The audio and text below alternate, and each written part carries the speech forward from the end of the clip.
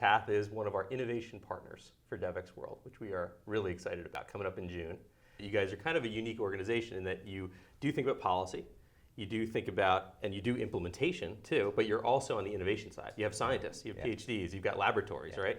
Tell us a little bit more about how Path actually works for people who may have heard of you, certainly probably most have in the DevX membership, but who may not know you as well. Sure. We really focus on 5 areas of innovation. So we work on a lot of vaccines, both developing new vaccines and also how do you deliver vaccines and how do you actually create products and tools to support that. Similarly, we have a platform in drugs. We also have a platform in diagnostics. We have a platform around tools and devices, really frugal technologies that we can help really change things in the developing world. And then finally, and maybe most importantly, we have a group of folks thinking a lot about system and service innovation.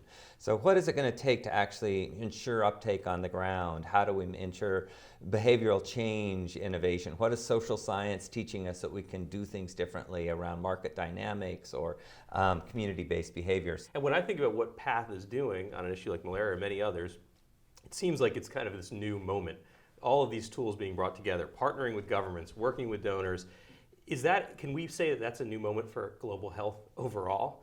Yeah, no, it's, you can look at this from both angles, right? That we got to do more of what we know. And so it's a lot about taking things we know to scale them up. But I do think there are some unique changes going on around us that make for some new thinking and a new opportunity. So what are those? Well, one would be just we have this really reshaped global demographics, right? So you've got a lower middle income, emerging lower middle income countries. You've got the economic, pyramid is actually turning into a diamond. We are moving more and more people into the middle class, and that affords all sorts of opportunity for new players to engage, while we're seeing so many corporations coming in and wanting to be part of that movement. And it also means that we see more solutions in lower middle income countries. So in our practical terms, we work in some countries like Vietnam as closely with Johnson & Johnson and Novo Nordisk and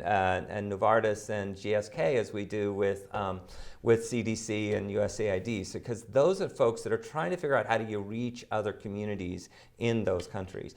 And then the other big shift, of course, is we have these new technologies that are coming to play. And one, of course, as I mentioned, is we understand the genetic sequencing differently now.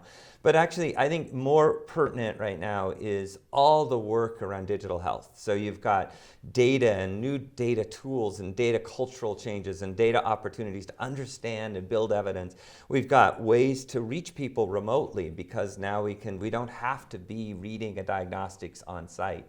And we also, of course, have the opportunity through social media to mobilize communities and reach people and predict behaviors differently. So we are just at the cusp of that revolution, but we're going to see huge changes because of that technology. The other big thing I would talk about in terms of the moment, the change, is we are having conversations about disease elimination that you didn't have 10 years ago. I mean, literally, with the exception of smallpox being out there, we were talking about controlling diseases, HIV, malaria, TB. Now, some of these are not on the elimination list yet, but we now, with the potential to eradicate polio in the next few years, with the sort of a sub-list of NTDs that we are talking about, with new tools around river blindness and other things, we are actually moving